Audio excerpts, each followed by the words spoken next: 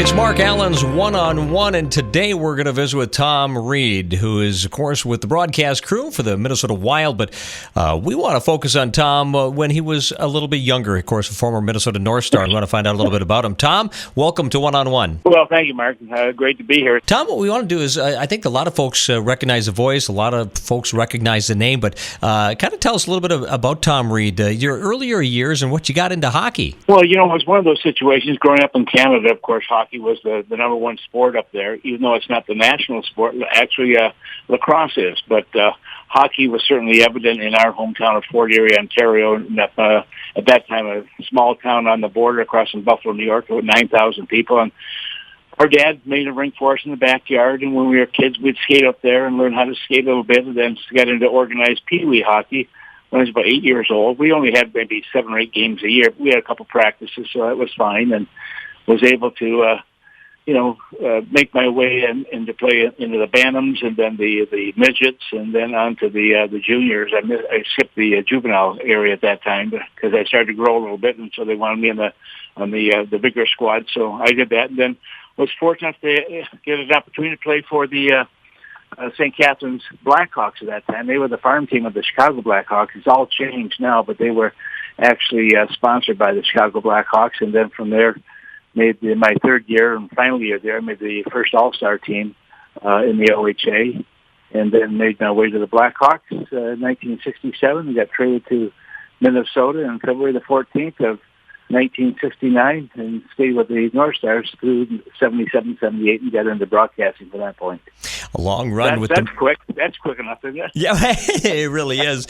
Long run with the Minnesota North Stars back when, boy, I tell you, I don't know if it's changed a lot, Tom, or not, but back then, I don't know, I'm from North Dakota, but from North Dakota, we watched a lot with the Minnesota North Stars and had pride in your Minnesota team.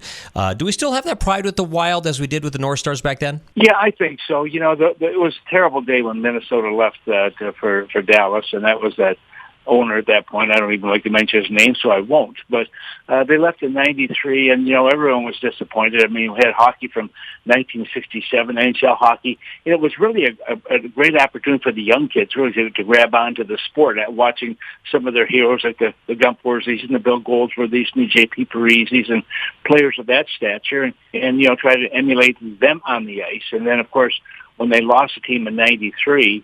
It was a sad day for everyone, but you know what? Something bigger and better has come about because of that. And when Mr. Nagley, along with Mayor Norm Coleman, Jack Sperling, brought hockey back to Minnesota, they wanted to relocate it back to St. Paul, and I thought it was a terrific move. And they've had some great success in the city since then. I mean, hockey, like most sports, you're like a wheel, and you're at the top of the wheel, and things are going great, and you start to lose a little bit, and you get down to the bottom. It's how quickly you can get back up to the top again. Tom, when you were with the North Stars back in the 70s, and you were with them a long time, your role on the team, not so much a goal scorer, but you were a big part of the team. Well, the game has changed a lot, too. I mean, it was more of a defensive battle in those days. If you gave up 3 goals in a hockey and you were embarrassed, it was more on the defensive play. And, the training techniques were totally different. I have in my pub in St. Paul, which is just 2 blocks from the XL Center, I've got a letter that was written to all the players from Punch Imlach, a longtime coach in the NHL and general manager, wrote to his players in Toronto with the Toronto Maple Leafs that when you come to camp the next year, which would have been in '67, I believe it was, you had to be able to do 20 squats, 20 sit-ups, 20 push-ups. You can't be more than 7 pounds overweight from the previous year, and bring your golf clubs. It's mandatory. So you can tell that it has changed now. We didn't have much ice in the summertime, nor do we have the training techniques that they have today, and the equipment is totally different than what it used to be.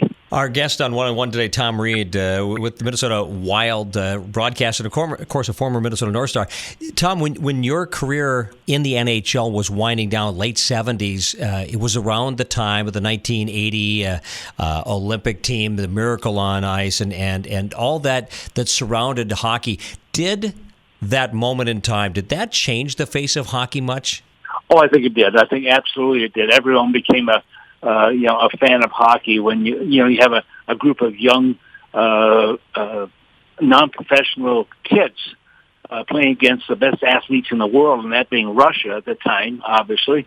I think it really solidified the growth of hockey in the U.S. and not just for boys, but for girls also. It's been absolutely terrific, and everyone remembers 1980 if you're of an age to remember it, and where you were and what was taking place. And Herb Brooks, did a phenomenal job as the coach of that hockey club. And Herb wasn't always liked by all of his players, but you know what? He got them a gold medal, and for that they're forever grateful. And a lot of guys have really capitalized on that opportunity to be in those games and to win that gold medal that year. Tom, some advice for some of the younger skaters out there right now, because there's a lot of people here in northern Minnesota, in the Thief River Falls area that are hockey players, love the game, boys and girls.